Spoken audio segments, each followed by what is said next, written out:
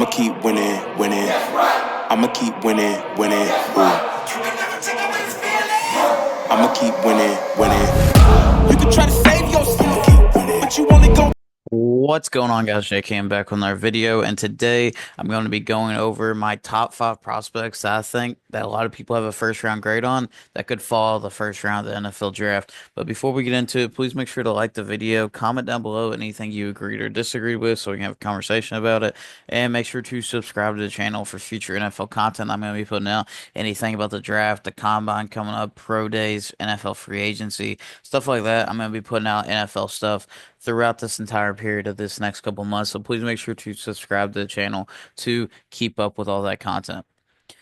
So what the guys are kind of starting to fall a little bit that I think that could end up going out of the first round, that these are guys that most people kind of see as first round talents and or have mocked in the first round in a lot of their previous mock drafts, whether it's Mel Kiper, Daniel Jeremiah, Field Yates, or other YouTubers that end up doing a lot of mock drafts.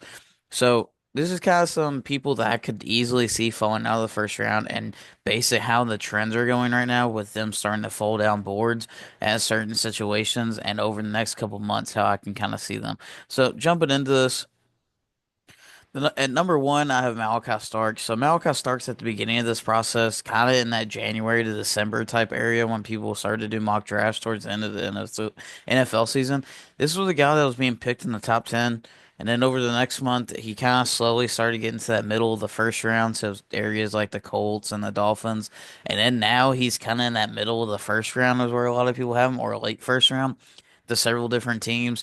I could see something like the Bengals taking them. A lot of people have them going the late 20s to like the Lions and other areas like that. That's kind of where I've had them. And part of the reason why I think he's starting to fall is because safety just isn't valued. We've seen this in years past with Kyle Hamilton. Kyle Hamilton was seen as one of the best pure players in that draft class a couple years ago, and he fell around to like 14, 15-ish to the Baltimore Ravens, where they had their two first round picks, and they ended up getting a snag and have one of the best safeties in the NFL. But safety is just kind of more similar to that running back position. A lot of people think that they can get some value safety play where they don't have to spend a lot of money on some valuable veterans that are in the league in free agency, where they can kind of get a cheaper deal instead of fitting or get one later in the third or fourth round, kind of like a Jaquan Brisker from the Bears a couple of years ago and other safeties like that. Ashton Davis from the Jets have been okay, and he was a third, fourth round pick. So there's more example of third, fourth round pick safeties where you can pay him much less than a first round safety. And I think that's kind of what's going to happen to Malachi Starks here. A lot of teams are going to go other directions, whether it's a veteran or free agency they can get for cheap, whether they wait till the third or fourth round to take a safety, a shot on one. And he's going to kind of fall down the boards, kind of similar to how running backs do, just because the safety position is not valued. And then secondly about him too, his freshman sophomore years, the reason that people had him so high originally, his freshman and sophomore seasons, he was by far the best safety in college football, maybe even the best secondary player in college football. And he had amazing freshman sophomore years where everybody seen him as a high draft pick, kind of similar to how Caleb Downs is now for next year's class. Everybody sees Caleb Downs as this amazing safety prospect that's going to come out and be a top 10 pick. And that's how Malachi Starks was seen at Georgia. But his last year, his junior year this past season, he did kind of struggle a little bit. He had a little bit of injuries and he didn't really play as well as he did his freshman sophomore year. It's kind of similar to when Derek Stingley was kind of being questioned after he sat out the COVID year. His freshman and sophomore years were great, and or his freshman year was great, his sophomore year was okay, and he sat out his junior year. And a lot of people were questioning Derek Stingley. Obviously, he was a corner, and it didn't really affect his value because the Texans loved him and took him at three over Sauce Gardner. But Malachi Stark's kind of the same way. He played at such a young age, at such a high level coming out as a freshman. That's kind of just what you expected from him the next 2 years. And after his junior year and him struggling, it's kind of made him fall down boards. And then combining that with his safety, with the safety position just not being valued, it's going to lead to him definitely kind of falling. Now, don't get me wrong, if he does fall into the second round, he's going to go within the first five picks of the second round. He's going to be a very high second round pick, and somebody's going to get a very good safety. Whether the mock draft I seen recently was the New York Giants taking him with the second pick in the second round. So if he falls definitely to the second round, then somebody's going to take him very valuably. But just the positions and how this class is shaping out, I could definitely see him end up falling out of the first round into the early second round. So moving on to number two, the number two guy I can see falling out of the first round that a lot of people have grades on him is Benjamin Morrison. He's a corner out of the Notre Dame, and right now he's kind of seen in that early 20s area. A lot of people have him, especially me, being mocked to the Green Bay Packers, and I think the reason that he would fall out is because his injury concerns. He had a lot of injuries last year, and he had to miss most of the season at Notre Dame. When he was playing on the field, he was playing at an elite level and could be seen as probably the top corner in this class. Kind of similar to how Josh Simmons is seen at tackle. Josh Simmons had the upside to be the number one tackle in the class, but he got a season-ending injury, and now he's kind of in the late first round area waiting on medicals. So it's definitely going to be important for Benjamin Morrison at the combine in 2 weeks, whenever they go down there to Indianapolis, to kind of see how he is and how when our teams get their hands on him, what their doctors and what their opinions are on him and his injury that caused him to miss a lot of the year. But that injury concern has been, making him fall a little bit for a lot of teams. End up having him in the second round with Siobhan Ravel from ECU. Those two corners, a lot of people either have him going late in the first round or they have him falling out into the second round. And I think injury concern could lead to Benjamin Morrison end up falling out. Secondly, is just a lot of other corners being able to move up. We've seen the rise of Maxwell Harrison from Kentucky, who was also injured and missed a lot of the year last year. A lot of teams are he's starting to rise up a lot of boards. Like a lot of the, high media guys like Mel Kiper, Daniel Jeremiah, they have Maxwell Harrison in the first round. So, and Benjamin Morrison falling out to the second round. So that's just kind of a tell as what a lot of these NFL teams are kind of thinking with a lot of the sources that Mel Kiper has and Daniel Jeremiah has. They have a lot of inside source to see where these teams are looking and what position range that they're looking. And if both of them have Maxwell Harrison from Kentucky in the first round and Benjamin Morrison kind of falling out, then that kind of leads to a lot of thinking of what's going to happen in an NFL draft whenever it comes to that day. Also, in the late first round, where he's kind of going, a lot of teams need a lot of other positions besides corners. A lot of them are kind of set at corner. I know that a lot of people haven't gone to the Packers, but I could easily see the Packers surprising a lot of people and going with another edge rusher, maybe interior offensive lineman at the late of the first round. And other teams like that, such as the Lions, maybe the Lions go Malachi Starks, or they're going to look to go another edge piece. Chiefs are going to look to probably go trenches, whether it's defense line, offense line. Eagles are looking more at edge and linebacker. They have a very good young secondary. Texans at 26, they're looking to go probably receiver or weapon. So there's not a lot of teams in that area for Malachi Starks or Benjamin Morrison to kind of be able to be taken in that late part of the first round. So this is a very talented player that's just dealt with injuries that are going to be falling down a lot of boards and are going to be falling down just because based on team needs and this class. With this class being so stacked at interior defensive line and edge player, a lot of these picks in the first round are just gonna be best player on the board, and they're gonna see a lot of these edge players that are falling down the board since it's such a talented edge and defensive line class, and they're gonna be ended up taking those, especially a team like the Chiefs that just got whooped in the Super Bowl by the Eagles, who have a very strong interior defensive line and edge and defense. So they're gonna look to kind of replicate that to kind of win to try to win the NFL next year. That's going to lead to Benjamin Morrison falling out of the first round into that second round area. I've seen him go around in 2 round mocks around that 50th area. Kind of the certain teams that are in that range, and Maxwell Harrison going into the first because Maxwell Harrison's seen as one of the better, more man-to-man type corners. But Benjamin Morrison's ball skills are up there with anybody in the secondary in this draft class. So it's going to be interesting to see if he actually does fall out of the second round based on his injuries and kind of how people see him with other positional value. Moving on to number three, we have Tyleik Williams. Now, Tyleik Williams, he's kind of in the mix. He's been between second round and first round. A lot of people have him sneaking in one of the last picks of the first round, maybe to the Bills, who need to upgrade their run defense. The Chiefs to go alongside Chris Jones. other teams like that.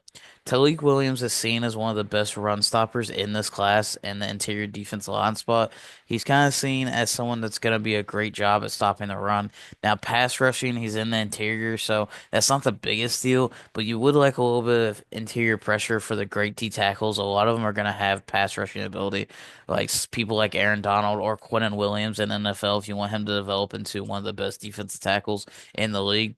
So his kind of question of his pass rush ability from the interior is kind of what's going to make him drop here. And is he as talented as some of the other guys that are going to go ahead of him, like a Kenneth Grant? If he's still on the board, which a lot of people have him going, he was kind of somebody I debated on putting on this list as well. So is he going to be better and more valued than Kenneth Grant? Is somebody going to end up falling in love with him at the combine and as pro day? I think somebody like a Kenneth Grant would go ahead of him, and both of them are going to be falling to the first round. So I think that's kind of what's going to, lead to him not being taken because they're going to look at other prospects like Kenneth Grant and take them over Tyreek Williams. And if he's able to kind of show his speed and pass rushing ability at the combine from the interior, then he might be able to rise up boards and stay in that first round area. But he's just seen as a great run stopper from the interior. I think teams are going to look and kind of wait on it. And he's going to kind of be a victim of such a great interior defensive line class, and he's going to kind of fall down a little bit into the second round for a lot of these teams. And I think he's going to be waiting a little bit in the second round before his name gets called on draft night. Moving on, number four, we have Gray Zabel. In my opinion, he's a first round guy. I think he is going to go in the first round. I have most of the time been mocking him to the Minnesota Vikings. He was the guy that was seen as a more of a second round pick until the Senior Bowl. At the Senior Bowl, he was dominant, and he's going to be an interior guy. He's either going to be center or he's going to be guard. He kind of reminds me of Graham Barton from last year that the Tampa Bay Buccaneers took. He reminds me of a lot of him, who went in the late first round to the Buccaneers.